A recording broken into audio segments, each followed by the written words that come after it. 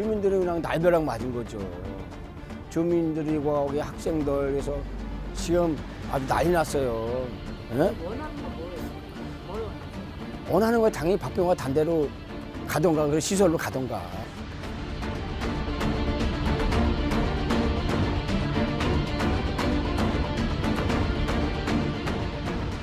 특별 대응팀으로 편성해가지고 현재 관리 중에 있고요. 순찰을 강화하고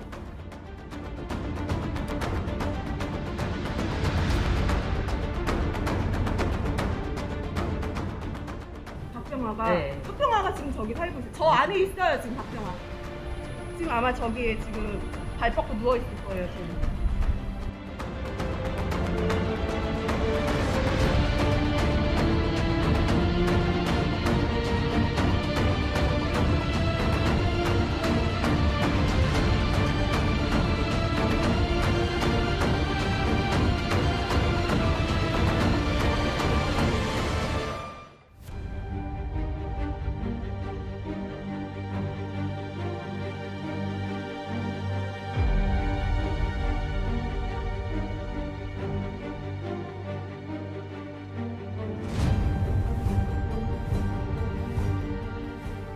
밤엔 좀 불안해요. 경찰들이 여기 골목에서 보이면 안심이 되는데 없으면은 좀 이렇게 긴장은 해요. 그 긴장감 없지는 않아요. 솔직히.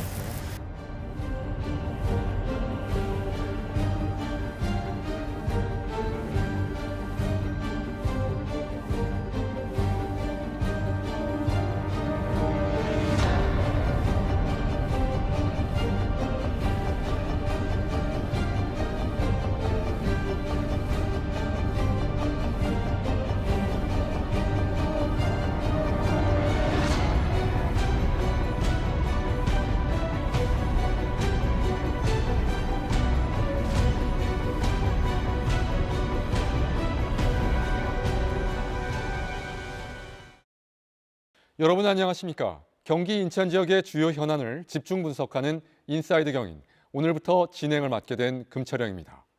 요즘 경기도 화성 일대가 떠들썩합니다. 일명 수원 발바리로 불렸던 연쇄 성범죄자 박병화가 출소했기 때문인데요. 지역 주민들은 박병화의 퇴거를 요청하면서 연일 시위를 벌이고 있습니다. 언뜻 보면 경기도 화성의 지역 이슈 같아 보이지만 성범죄자는 언젠가 출소하고 또 우리의 이웃이 될 수밖에 없습니다. 성범죄자들 출소 후 관리는 모두가 고민해봐야 할 사회적 이슈인데요. 오늘 인사이드 경인에서는 이 문제를 전문가들과 함께 자세히 짚어보도록 하겠습니다. 출연자 소개해드립니다.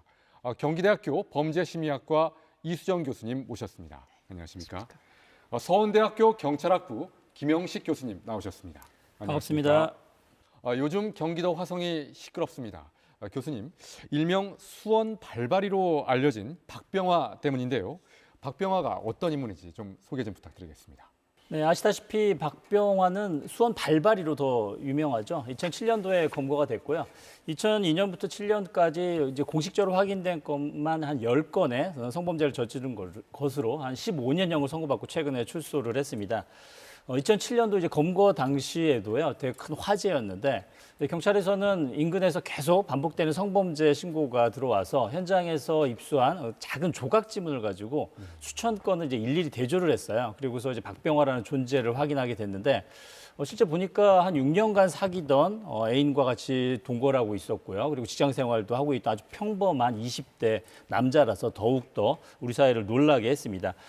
근데 실제 수사 과정에서는 본인이 추가적인 또 여죄들을 자백을 했습니다만 피해자들 같은 경우 사건 직후에 이사를 가거나 또는 이제 결혼을 한 분들이 많아서 피해 사실 진술을 안 하는 경우가 많았어요.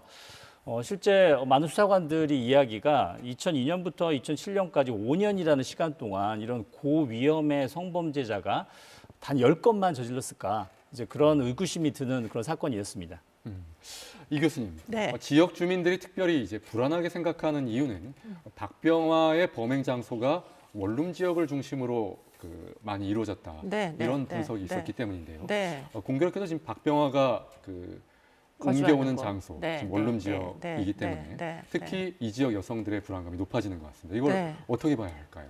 참 심각한 문제다 이렇게 이제 보이고요. 결국은 이제 그 원룸 지역에 현재 살고 있고 100m 거리에 지금 어떤 대학교가 있는 것으로 알려지고 있어서 뭐 대학이다 보니까 여대생도 많이 밀집된 지역이고 또 여대생들이 그 원룸 인근에서 살기도 하고 더군다나 이제 주변에 공단이 있어가지고 젊은 여성 근로자들도 꽤 많은 숫자가 이제 살고 있는 그런 곳이라고 지금 알려지고 있습니다.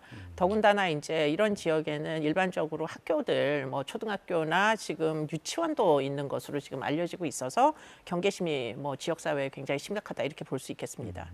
그런데 이렇게 고위험 성범죄자의 주거 정보 사실 네. 지역 주민들한테 고지를 하고 있습니다. 다만 문제가 되는 것은 박병화가 이전에 이런 정보들이 공유됐던 것이 아니라 네. 이전한 것이 확정된 이후에 주민들에게 공개됐기 때문에 문제가 되고 있는 것 같은데요. 네. 이게 어떤 제도적 그 미비점이나 허점 같은 건 없을까요? 그러니까 이제 미비점이라고도 볼 수가 있을 것으로 생각이 되는 게 법무부에서는 사실은 이제 출소자들의 주거지를 제한할 권리가 없습니다. 더군다나 지자체에 지금 성범죄자가 당신들 동네에서 살게 된다라는 것을 알려줄 의무가 없어요. 다만 이제 지역사회에서 그럼 어떻게 알게 됐느냐? 여가부에서 이제 관리하는 뭐 다 아시다시피 성범죄자들 중에서 위험한 사람들에 대하여서는 신상이 공개가 되죠. 그렇기 때문에 이제 온라인상에서 그들의 이제 그 거주지 정보가 오픈이 되다 보니까 지금 결과적으로는 지역사회에서 알게 되는데 문제는 출소하기 전에 그럼 알려주느냐? 그건 전혀 그렇지가 않았습니다. 지금 박병화 같은 경우에도 모친이 이제 수원 지역에 살고 있어서 그 모친이 그 출소하기 일주일 전에 그 거주지 원룸을 이제 계약을 해준 것으로 알려지고 있고요. 당시에 이제 그 계약 부동산 중개업소를 찾아가지고 일정한 이제 보증금과 월세를 내고 지금 이제 임대차 계약을 체결했는데 그 당시에 조카가 살게 될 거라고 거짓말을 시키고 지금 이제 계약을 했다고 알려지고 있습니다. 그래서 이 부분에 대해서 결국 이제 뭐 지금 그 임대차 계약을 맺은 건물주는 이거 약속을 위반한 거 아니냐 이렇게 이제 이야기를 하시면서 뭐 여러 가지 문제 제기를 하고 계시는데 쉽게 이게 관찰이 될지는 현재로선 잘 알 길이 없고요. 지금 이 교수님께서도 자세히 설명을 해주셨습니다만 네. 출소한 범죄 그 경력에 범죄 전과가 있는 사람이라 할지라도 고위험 그 성범죄자로 분류는 됐습니다만 우리 헌법상 거주 이전의 자유는 있기 때문에 사실상 여러 가지 그 문제점 같은 것들이 그대로 좀 노출되어 있는 상태로 지역 주민들과의 어떤 부조화 또는 이렇게 같이 함께 살아가기가 쉽지 않은 상태다 이렇게 볼 수 있는데 네. 이러한 모순 같은 것들을 어떻게 지금 저희가 바라봐야 할까요? 네, 일단 모든 범죄자들이 박병화 같은 사람은 아니에요. 박병화 같은 아주 예외적인 고위험 범죄자고요.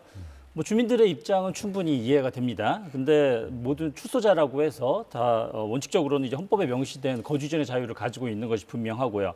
다만 이런 고위험 범죄자들에 대해서는요, 우리 전자장치 부착법에 따라서 이 부착 명령을 선고할 때 거주 제한에 대한 그 부과를 할 수가 있어요, 준수 사항으로서. 근데 이번에 박병화 같은 경우에는 10년간 전자발찌 착용 명령이 떨어졌고 그리고 야간 외출 금지 그리고 정기적인 정신과 상담이라든지 약물 치료 준수 사항 등이 부과가 됐습니다. 하지만 거주 지역 제한은 부과되지 않았어요. 따라서 지금 사후적으로 어디에 살지 못하게 하는 것은 법적으로는 이제 불가능한 상태고요. 이 교수님 이렇게 박병화의 경우처럼 지역 주민들과 조응해서 함께 살아가기 힘든 그런 상황들이 계속 벌어진다면 결국 어디론가 또 이사를 가거나 그런 상황이 벌어질 텐데 그렇다고 하면 그 이사 간 동네에도 또 고위험 성범죄자의 정보가 공개가 되고 노출이 되는데 그러면 그곳에서는 또 이와 같은 문제가 벌어지지 않으리라는 법이 없겠죠. 이렇게 되면 연쇄적으로 문제가 회피되고 미해결된 상태로 계속되는 것이 아닌가 이런 우려도 좀 있을 것 같은데. 뭐 현재로서는 지금 앵커님 말씀이 딱 맞습니다. 그런데 이제 이미 그런 문제가 발생을 했어요. 지금 박병화 전에 지금 이제 출소를 해서 안산시에 살고 있는 사람이 이제 조두순이라는 자가 있었는데 그 사람은 2020년에 출소를 했었죠.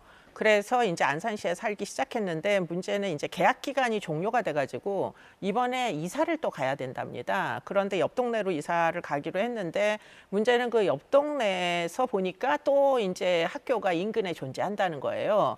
그래서 옆 동네 주민들이 지금 이제 이 사람이 뭐 옆에 동네로 편입되는 부분에 대해서 또 문제 제기를 하면서 지금 이제 뭐 박병화에 대하여서도 지금 시위가 일어나는 것으로 알고 있는데 지금 조두순의 경우에도 지금 안산시에서 비슷한 문제가 또 이제 제기가 되고 있어가지고 말씀하신 대로 이게 그야말로 미해결 상태로 이제 계속 뭐 지속적으로 알려진 성범죄자에 대해서는 이런 문제가 반복되는 것으로 알고 있는데 그런데 이제 이걸 해결하기 위해 가지고 과거에 보호수용법이라는 게 이제 제안이 된 적이 있는데 현재로서는 우리나라에서 2014년도에 입법 시도를 하다가 불발이 돼가지고 지금 이제 어떤 시설에다가 이 사람들을 그 일종의 거주지 제한을 걸어서 이제 시설에 수용을 하는 그런 대안 늘 논의한 적은 있으나 지금 집행이 전혀 되지는 않고 있습니다. 입법의 이제 불발로 인하여. 그래서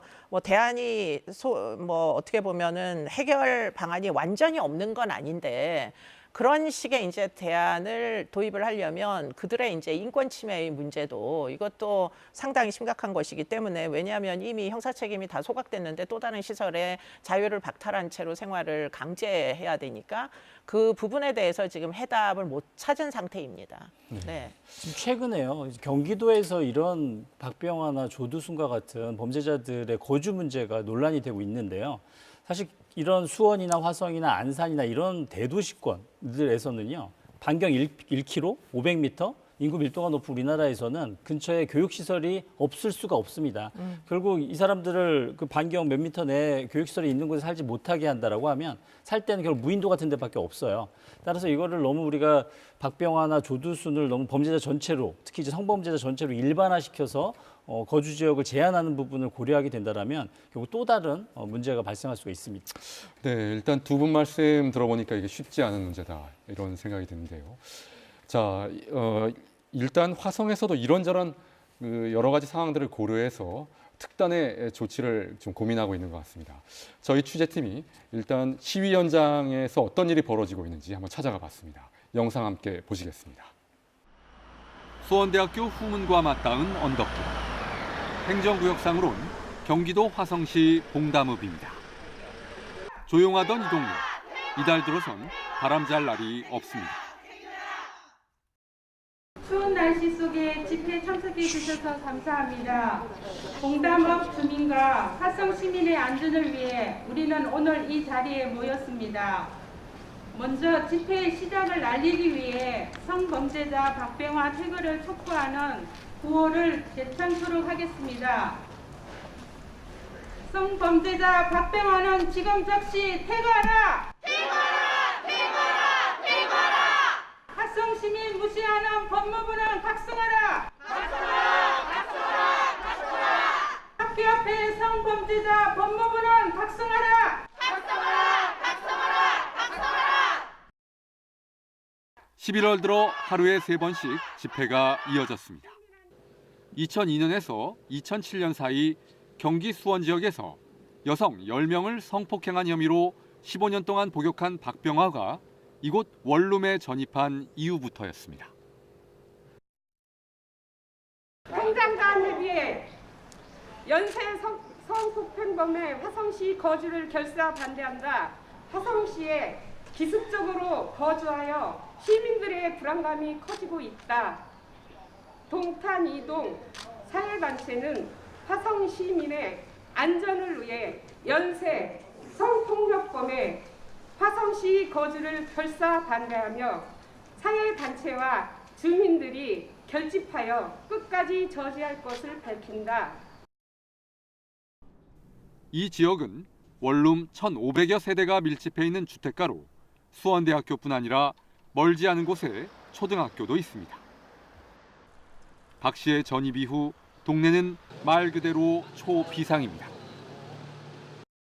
막 동네 뛰어다니고 운동장에서 놀고 뭐하고 그런 학교인데 아이들이 지금 2주 동안 운동장에 나가지를 못하고 있어요. 그러고 아침에 굉장히 바쁜 시간임에도 불구하고 학부모님들은 다 차량으로 등하교를 하고 있고. 어머니가 거기다가 이제 방을 얻으신 거예요. 예? 근데 그런 거는 시민들은 잘 모르잖아.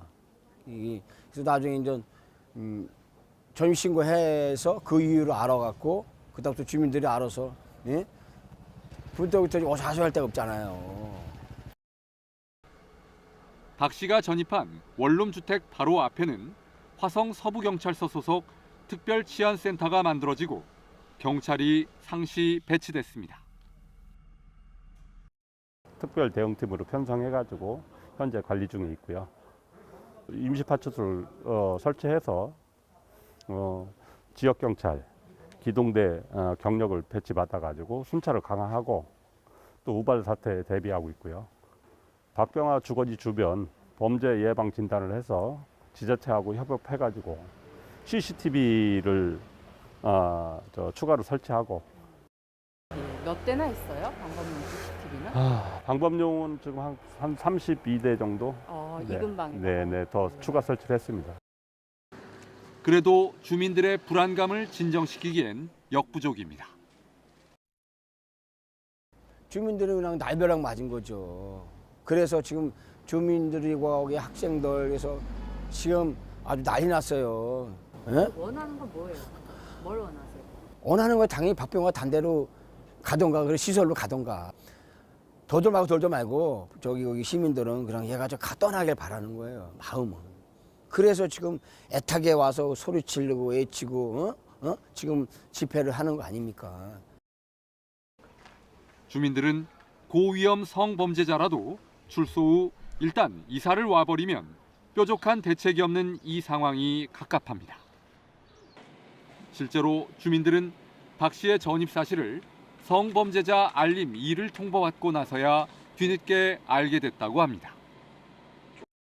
박병화의 화성시 거주는 본인의 의지만 반영했을 뿐 지역 여건에 대한 고려도, 지역 사회와의 협의도 전혀 없었습니다.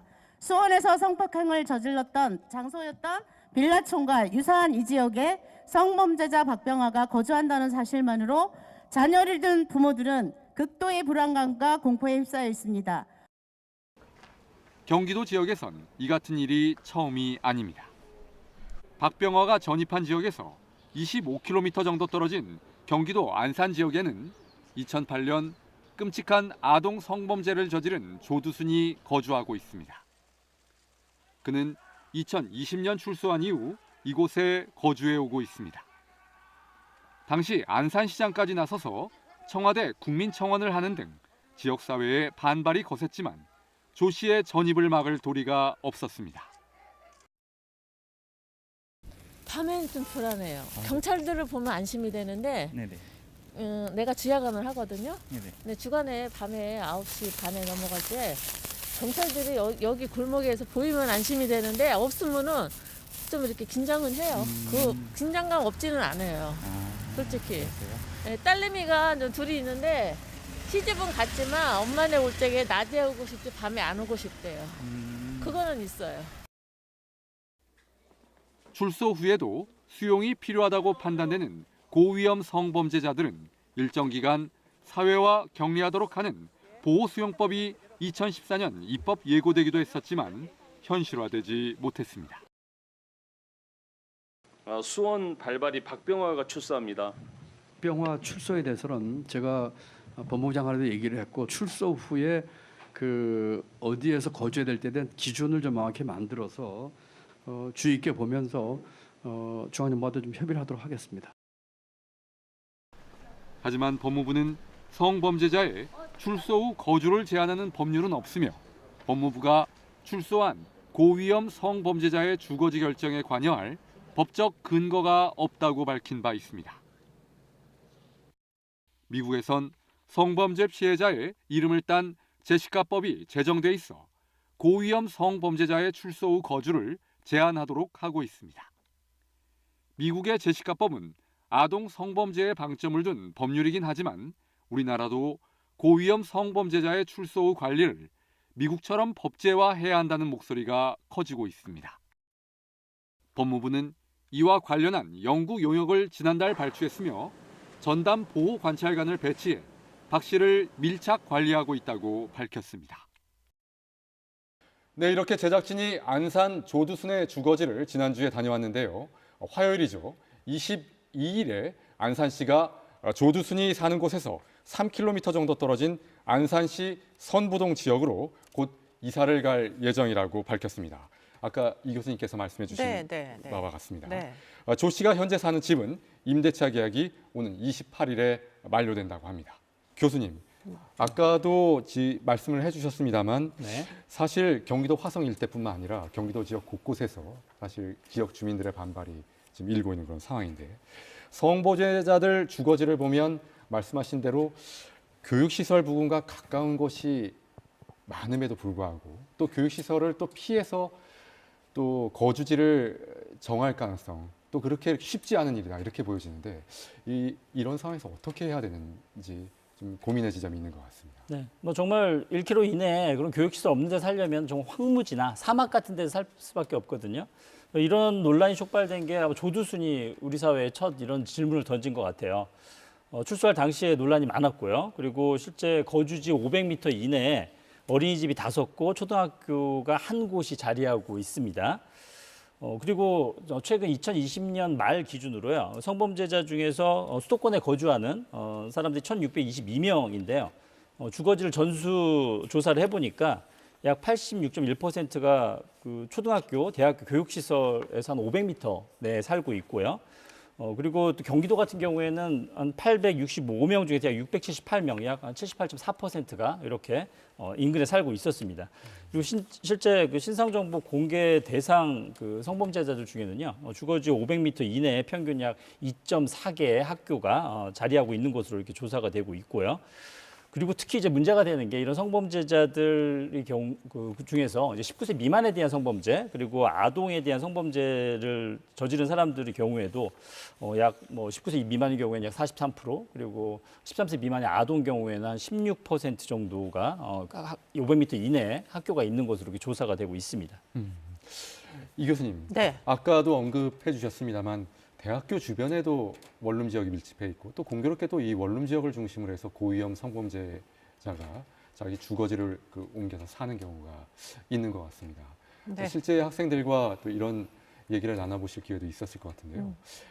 현재 어떻게 지금 그런 상황들을 보고 계십니까? 네, 뭐 아무래도 주거지 임대료가 좀 싼 곳에 지금 이제 이런 사람들도 많이 흘러 들어가게 되고요. 왜냐하면 무슨 재산을 축적해 놓은 사람들이 많지 않잖아요. 그러다 보니까 이제 거주 비용이 뭐 비싸지 않은 곳으로 다 흘러 들어가게 되고 또 학생들도 학생들이 임시로 뭐 대학을 다니면서 인근에 이제 원룸촌으로 주거지를 정하는 경우들이 많이 있어서 결국에는 이제 지금 이런 지역 원룸촌이 상당히 뭐 신상 등록이 된 사람들이 많이 거주하고 또 그들에 의한 위험을 걱정을 하는 분들이 많다. 이게 이제 현주소입니다. 그런데 이제 아까 잠깐 김 교수님 말씀하셨지만 사실은 1년에 한 3,000명 정도가 이제 고위험군으로 신상이 공개가 되고 있는데요.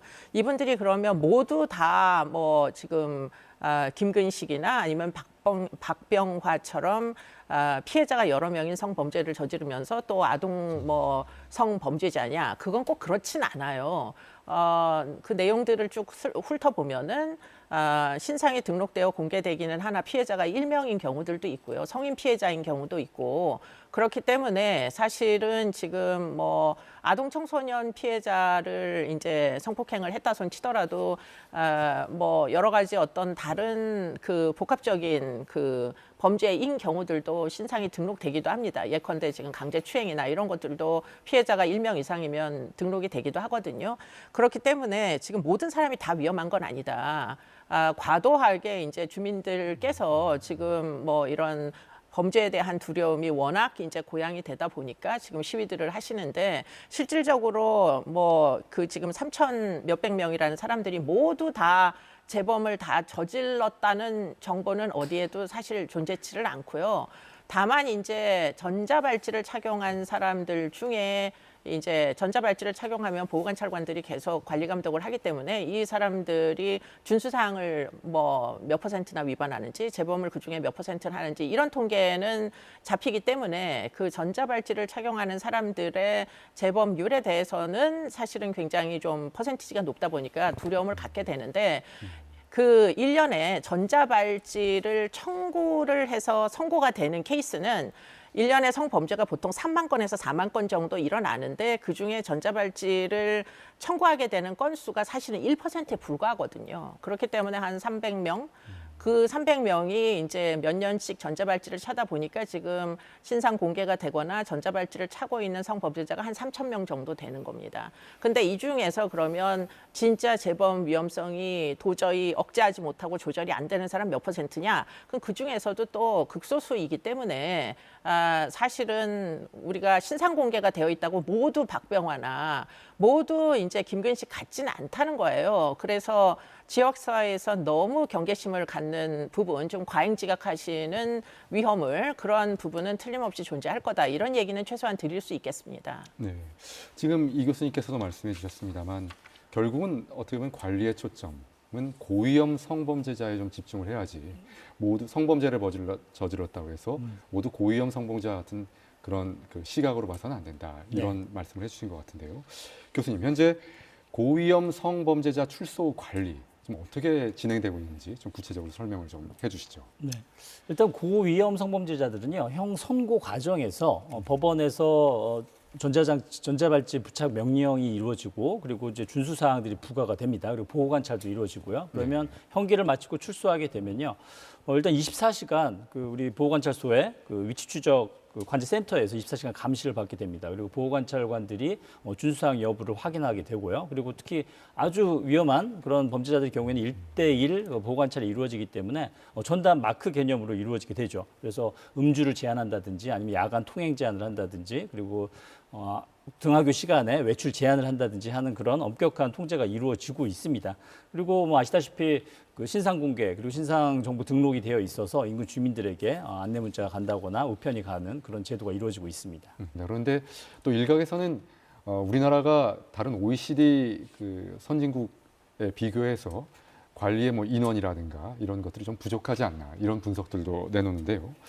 이렇게 현재 비용 대비 어떤 효과 측면, 이런 것들을 고려할 때 저희들의 관리 시스템 어떻게 좀 볼 수 있을까요?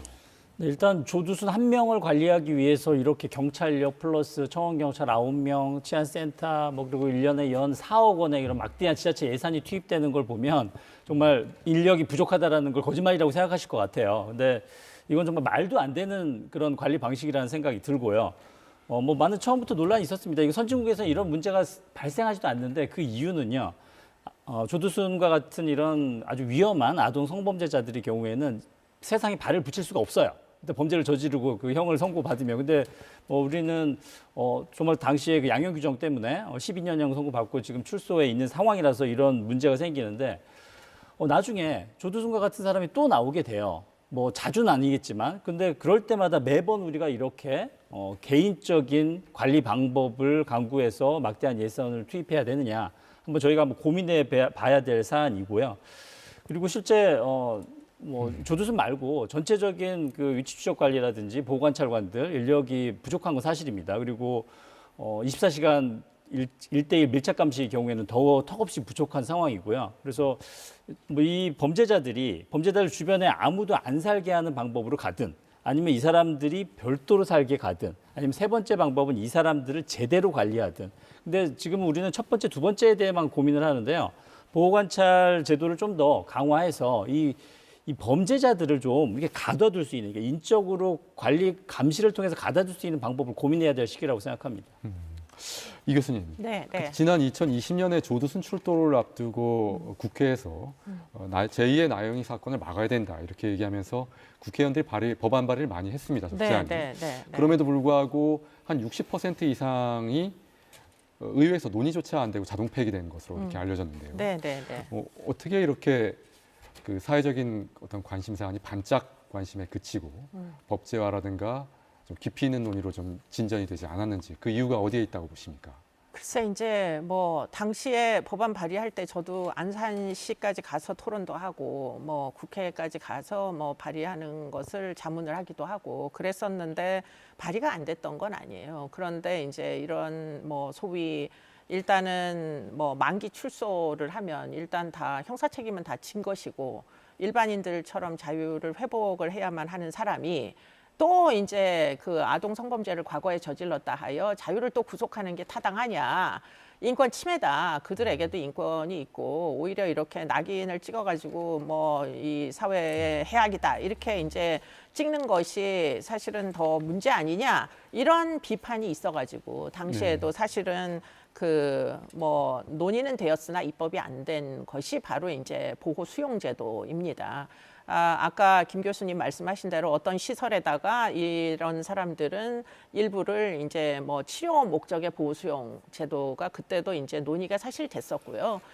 그런데 이제 우리가 곰곰이 생각을 해보면 결국은 지금 안 돌아오게 하는 방법 밖에는 지금 이 지역사회 주민들의 이 불안을 떨칠 수 있는 방법이 없지 않겠느냐. 일단 그렇게 생각을 하고 보면 우리나라의 형량이 너무 일단 짧은 거예요. 기껏 12년, 15년 이 정도밖에 안 돼가지고는 결국은 과거에 일어났던 사건은 소급도 안 되고 그러니까 결국은 지금 옛날에 뭐 사회적인 공분을 샀던 사람들이 모두 하나같이 출소를 해가지고 지금 또 지역사회에 불안을 유발하는 이런 짓이 지금 계속 반복이 되고 있다는 게 문제이고요. 김근식처럼 아동 성애가 추정되는 아동 성폭행범, 연쇄 성폭행범의 경우에는 치료 감호를 2년마다 그 추가하는 방식으로 형량을 늘릴 수는 없으니까 양형 기준이 무조건 늘 수가 없으니까 치료가 틀림없이 필요하잖아요. 소아 성애자니까 그런 도착증 환자들에 대해서는 치료 감호를 계속 부과하는 방식으로다가 결국은 이제 치료 감호소에 그러니까 법무병원에 입원시키는 방식으로 지역사회로 돌려보내지 않겠다라는 해안을 현재는 찾아 나가고 있는 것으로 보입니다. 네. 교수님 말씀대로라면 이 교수님 말씀대로라면 고위험 성범죄자에 대한 그 양형 기준이 우리 사회의 인식의 수준에 좀 미흡하고 또 그로 인해서 사람들이 생각하는 것보다 조기 출소 대책 없이 조기 출소한다는 그런 측면이 있어 보이고요. 또 그렇기 때문에 또 헌법에서 규정하고 있는 또 이중처벌 금지라든가 기본권 그 위반의 어떤 소지 같은 것들이 오히려 부과해서 더 확산되는 것이 아닌가 좀 이런 느낌이 좀 드는군요. 김 교수님 어떻습니까? 성범죄 고위험 성범죄자들이 출소할 때 이제 전자 발치 부착 명령을 받기도 하는데 결국 이제 우려되는 것은 재범의 가능성 때문에 그 많은 지역 주민들이 지역사회 주민들이 우려하는 거 아니겠습니까? 이 상황을 어떻게 봐야 할까요? 네, 일단 성범죄자들의 재범률이라고 하면요, 성범죄자들이 출소하고 나서 이제 다른 어떤 성범죄 이외의 다른 범죄까지 포함해서 모든 범죄를 저지른 재범률은 3년 이내에 저지르는 경우가 한 60%가 넘습니다. 근데 성범죄자들이 다시 성범죄를 저지르는 비율은 한 6% 정도밖에 안 되거든요. 그래서 너무 우리가 우려할 사안은 아니라는 생각이 드는데 문제는 이제 고위험 성범죄자들, 이제 김근식 같은 경우에는 2000년도에 그 미성년 여아를 성폭행하고 5년 6월밖에 선고를 받지 않았어요. 그리고 출소한 이후에 16일 만에 그 근 3개월 반 동안 11명의 미성년 또 여아를 또 성폭행했거든요. 근데 정작 선고형은 15년형입니다. 뭐 한 11명 넘은 그 여아들의 어떤 영혼을 살해하는 그런 범죄를 저질렀음에도 불구하고 15년이라는 거 정말 이건 뭐 납득이 안 되는 수준이고요. 그래서 또 우리가 결국은 이런 논란이 있는 거 아니에요. 거주 제한의 문제라든지 이런 부분들.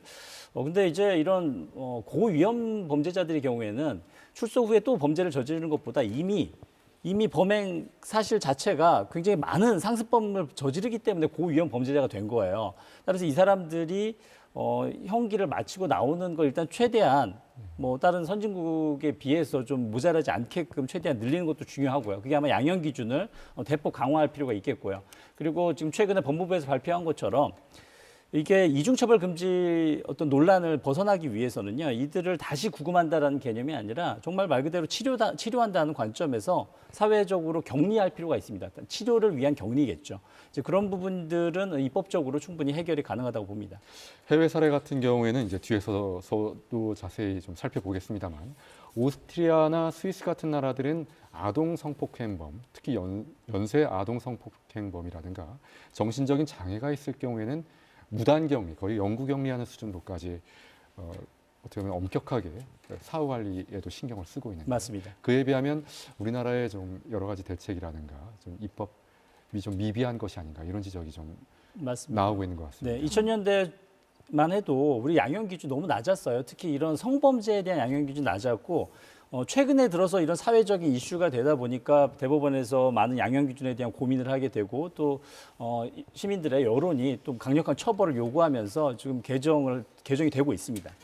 법무부에서 이제 발표하는 내용을 보면 결국은 이렇게 정말 고질적으로 도착적인 성향 때문에 출소를 해도 불안불안한 성범죄자는 1년에 기껏해야 100명을 넘지 않을 거라고 알려지고 있어요. 그렇기 때문에 금년만 해도 우리가 이름을 모르는 이제 그 전에 김근식과 비슷한 일을 해서 출소한 사람 하나 있었고 놓쳤고요. 그 사람은 김근식의 출소가 이제 논의가 됐었고 근데 그 사람 다시 재구속이 됐고 그리고는 이제 박병화가 이제 출소를 하는 거잖아요. 그러니까 이제 많은 숫자는 사실 아닙니다. 아까 3,000명 넘게 신상이 공개되고 전자발찌를 차고 있다고 말씀을 드렸는데 그 사람들이 모두 도착적인 경향을 갖고 있는 게 아니고 그중에서도 몇십 명, 많게는 100명까지 그 정도의 사람들이 매년 12개월로 친다면 이 정도의 기간 동안에 이제 출소를 띄엄띄엄 하면서 지역사회에 위험을 유발하는 보름 만에 재범을 하기도 하고 이런 이제 사람들이 되는 거죠. 그렇기 때문에 그런 사람들을 위한 어떤 특별한 조치가 존재한다면 우리가 이런 이제 불안을 좀 떨칠 수 있지 않겠느냐 하는 부분을 이제는 논의를 할 때가 됐다 이런 생각이 들고요. 그리고는 또 한 가지 이제 우리가 이런 논의를 할 때 꼭 잊지 말아야 될 것은 무엇이냐면 혼자 어디서 멀리 모든 사람들로부터 눈길을 피해서 혼자 멀리 뛰어보내면은 오히려 더 위험해요. 왜냐하면 감시가 안 되기 때문에 차라리 전자발찌를 부착하고 도시에서 치안센터에서 계속 관리를 하면서 이 사람이 일거수일투족 24시간 동안 뭘 하는지 감시를 하는 게 훨씬 덜 위험하고요. 재범하는데 훨씬 더 불편함이 유발되고요. 그리고 또 한 가지는 조두순처럼 동거인이 있으면은 동거인이 없을 때보다 재범 가능성이 현저히 떨어집니다. 왜냐하면 밤 10시에 안 돌아오면 이 사람 찾아 나설 수도 있는 거고요. 또 이제 여러 가지 준수사항을 걸면 준수사항을 위반하면 또 신고가 들어가기도 하고요. 그렇기 때문에 사실은 우리가 이제는 논의를 좀 개방적으로 할 필요가 있다. 범죄자가 눈에 안 띄는 게 그럼 우리 아이들한테 도움이 되느냐? 그건 절대 그렇지가 않죠. 인간이기 때문에 절대 혼자서 생존할 수가 없어요. 지리산 중턱에 가서 혼자 무슨 움막을 짓고 산다 손 치더라도 등산객에게 얼마나 위험합니까? 그렇게 되면 등산객을 공격할 텐데.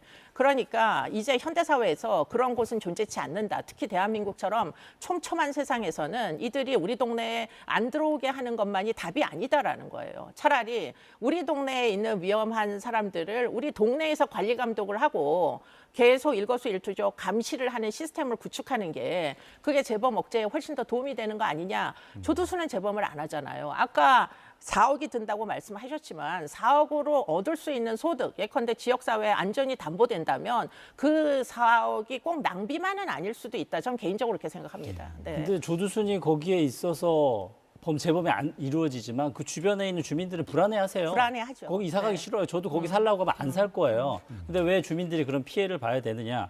그리고 우리가 지금 계속 성도착증, 치료 이런 얘기를 하니까 굉장히 의료적인 관점에서 너무 관대한 생각을 가져요. 근데 사실 이 사람들이 저지른 범죄는요. 일단 응보적인 관점에서 일단 기본적으로 그에 합당한 처벌을 받아야 됩니다. 그리고서 추가적으로 그런 도착증이라는 그런 소위 질병이라는 그런 이유로 사회적으로 격리하자는 거죠. 그 사람을 저는 주거지에 놔두고서 우리가 감시하면서 풀어놓자 사실 그거에는 반대합니다. 네. 고위험 성범죄자 대상으로 한 보호수용법이 입법 예고된 적도 있었는데 현실화되지 못했어요. 그 이유는 무엇이었다고 보십니까? 일단 너무 성급하게 발의가 됐고요. 그리고 정말 이제 인권 침해의 소지가 있습니다. 그 이중 처벌의 논란은 항상 있거든요. 따라서 이 부분에 대한 심각한 고민이 필요하고요. 그래서 정말 고위험 성범죄자들이 누군가에 대한 명확한 판단 기준이 필요합니다. 뭐 그러기 위해서는 좀 더 체계적이고 촘촘한 입법안이 마련이 돼서 발의가 된다면 충분히 저는 위헌성을 좀 탈피할 수 있지 않을까 생각합니다. 이 교수님은 어떻게 보십니까? 보호 수용제 같은 것들이 좀 여러 가지 논란의 여지가 있다라면 그럼 대안으로 어떤 것들이 좀 논의가 필요하다고 보십니까? 그러니까 이제 외국의 선례를 참조하는 것이 필요하다 이런 생각이 들고요. 영미권 국가는 대부분 보호 수용을 합니다. 치료 목적의 보호 수용을 하죠. 그렇기 때문에 형사 절차가 모두 크리미널 프로시저가 끝나고 난 다음에는 이제 우리나라에 있는 국립법무병원 같은 병원 세팅을 이제 교정본부 안에다가 만들어서 거기서 수용을 합니다. 그러면 이제 약물도 사용할 수 있게 조건부로 처분을 하기도 하고 심리치료 위주의 그런 이제 상담 프로그램들이 집중되는 이런 이제 그 시설에서 나오지는 못하는 거죠, 지역사회로. 그래서 아까 말씀하신 김 교수님이 제안하신 그런 이제 시스템이 실존합니다. 영국도 미국도 호주도 다 실존해요, 싱가포르도. 그런데 이제 우리나라에서 그러면 이런 제도를 도입하자고 했을 당시에 아마 2014년도에 입법 발의가 된 적이 있는데 안 된 이유는 뭐냐면 사실은 이제 과거에 우리나라에 사회보호법이라는 게 있었어요. 뭐 징역을 다 살았는데도 불구하고 사회로 돌려보내지 않은 채 옛날에 청송 감호소라는 데 경북 북부에 청송에 이제 감호소를 짓고 거기다가 사람들을 다 부정기형으로 언제 나갈지도 알 수 없는데 그냥 거기다 다 가둬 놓은 적이 있습니다. 그런데 이제 그게 너무나 반인권적이라서 인권 침해가 너무 심하다 보니까 이제 폐지를 하기에 이르렀는데 폐지하기 전에 사실은 그 시설에 저도 가본 적이 있어요. 누가 수용돼 있는지를 가서 봐라 해가지고 가서 봤는데 일단 다수는 이제 정신병 환자들이 있었습니다. 일반 교도소에서 이해할 수 없는 그때까지는 우리나라가 정신병에 대한 이해도가 없기 때문에 이게 약물로서 다스릴 수 있는 증세라는 데 대해서 확신이 없다 보니까 범죄자면서 정신병이 있으면 거기다 갔다가 그냥 이제 만기라도 그냥 갔다가 또 수용을 하게 되고 또 한 가지 이제 많은 사람들은 이 이제 뭐 불온하다 하여 거기다가 이제 장기적으로 양심수 같은 사람들을 갖다가 수용을 시켜놨는데 이제 문민 정부가 되면서 뭐 그런 여러 가지 비인간적인 이런 이제 처분이 없어져야 한다 해서 사회보호법이 폐지가 돼요. 그런데 그것을 이제 폐지를 해놓고 보니까 이제 와가지고 다시 사회보호법 비슷한 보호수용제를 또 도입을 하자니 인권 침해 논쟁이 과거의 인권 침해 때문에 폐지했는데 그걸 이제 왜 다시 만들려고 하느냐라는 논쟁에 휘말려가지고 이게 입법이 참 어렵습니다.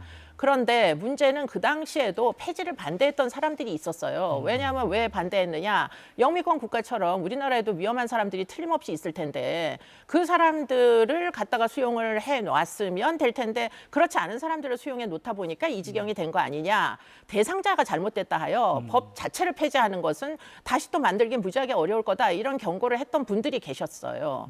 그런데 지금 딱 그 짝입니다. 다시 입법을 하려니까 무지하게 어려운 거예요. 반대 논쟁이 너무 강력하게 이미 폐지됐던 걸 다시 번복하다니.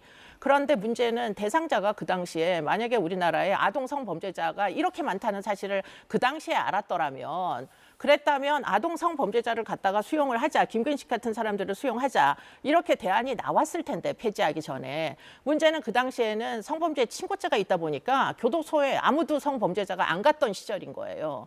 그러다 보니까 사실은 진짜 오랫동안 격리 수용이 필요한 아동 성범죄자가 단 한 명도 징역살이를 안 가다 보니까 그때는 이제 친고죄도 있었고 합의를 하면 성범죄가 다 이제 고소 취하가 되고 다 증발하던 시절이다 보니까 지금 우리나라에 이런 식의 김근식 같은 사람이 있다는 사실을 그때는 알지 못했었죠. 근데 이제는 다 뭐 친고죄도 폐지되고 성범죄가 이렇게까지 몸살을 앓고 있다는 걸 다 온 국민이 동의하기 때문에 이제 와서는 과거에 그 폐지했던 것을 좀 더 순기능적으로 변형을 시켜가지고 치료 목적의 보호수용제를 도입하는 것이 충분히 논의됨직하다. 그런 생각이 한 가지 가능성이고요. 또 한 가지는 갱생보호시설 중에 일부를 보안시설로 이 변형을 시켜가지고 지금 거기다가 주거지 제한을 걸어가지고 낮에는 전자발찌 차니까 출근하고 퇴근하고 자유를 너무 제한하지 말고 그리고는 야간에만 안 들어오면 이제 찾아 나서는 그런 시설로 만들면 어떨까. 두 가지 제안을 드리고 싶습니다. 네. 네. 김 교수님, 영상물에서도 언급이 됐습니다만 미국의 제시카법이라고 있죠. 네. 그 아동 성폭행 피해자의 이름을 딴 법인데요. 자, 이 법안의 그 배경은 물론 이와 같은 어떤 비극적인 네. 성범죄가 다시는 일어나서는 안 되겠다라는 취지에서 만들어졌는데 먼저 간략하게 이 법안의 취지, 그다음에 어떻게 운영되고 있는지 좀 설명 좀 해주시죠. 네. 이 뭐 제시카법이라고 일명 우리가 이야기를 하는데요. 제시카 런스포드라는 여아가 2005년도에 강간 살해당했어요. 그 사건을 계기로 해서 만들어진 법인데요. 주요 내용이 일단 아동 성범죄자에 대해서 최저 형량을 25년 이상으로 하는 거, 그리고 평생 전자발찌를 착용하게 하는 거, 그리고 학교나 공원으로부터 이제 300m 이내에 못 살게 하는 거. 그리고 뭐 이 법이 처음에 플로리다를 시작했습니다만 미국 한 38개 주에서 이와 유사한 법을 만들었고요. 근데 이제 거주 제한을 하다 보니까 약간 좀 부작용도 좀 나타나고 있어요. 이들을 학교나 공원에서 특정 거리 이내에 못 살게 하니까 이 사람들이 사는 곳이 한 곳에 몰리는 거예요. 그래서 이런 아동 성범죄자 군집 지역이 생기는 그런 또 부작용이 있어서 이런 거주 제한에 있어서는 조금 더 우리가 심각한 고민을 해야 되지 않을까. 그리고 이 법은 분명 아동 성범죄자를 대상으로 해요.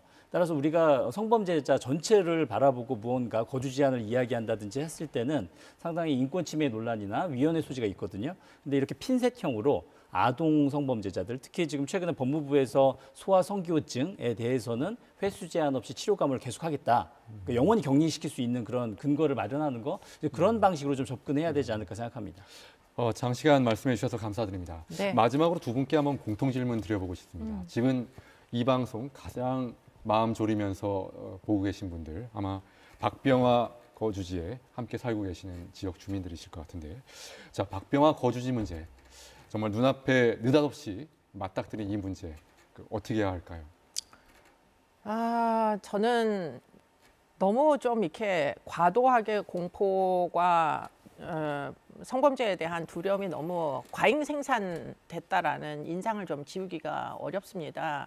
그러나 이제 그럼에도 불구하고 이제 지역 주민들의 여러 가지 불편 호소는 사실 무시할 수 있는 게 아니고요. 결국 이제는 우리 사회가 이 성범죄를 모르는 채로 그냥 같이 살기에는 이 톨러런스 레벨이, 한 사회의 톨러런스 레벨이 이미 넘어섰어요. 그렇기 때문에 정부 차원에서 이제 대안이 꼭 마련이 돼야 되겠다, 이 생각을 하게 됩니다. 네. 교수님. 네, 뭐 박병화 이미 벌어졌어요. 이제 주민들 누군지 다 알고 있고요. 만약 퇴거 조치되면 이 사람 임대차 계약 아마 대한민국에서 할 데 없을 거예요. 사실 근데 이런 방식이 저는 옳은 방식은 아니라고 생각합니다. 일단 보호관찰소에서 중심이 돼서 재범을 방지하는 거 이제는 국가의 책임입니다. 이제 주민들의 책임이 아니라 이제 국가에서 1대1 밀착 감시를 하든 수단과 방법을 가리지 말고 이 사람들이 재범을 이루어지지 않게 하는 게 이제 주민들에게 해야 될 일이라고 생각합니다. 다른 모든 사건, 사고와 마찬가지로 성범죄 피해를 막기 위해선 무엇보다 예방이 중요할 것입니다. 이제 사회를 떠들썩하게 하는 극단적 상황이 벌어진 뒤에야 대책을 논의하는 일은 없어야 하겠습니다. 반짝 대응과 관심으로는 비극의 되풀이를 막을 수 없기 때문입니다. 오늘 인사이드 경인 함께해 주신 여러분 감사드립니다. 고맙습니다.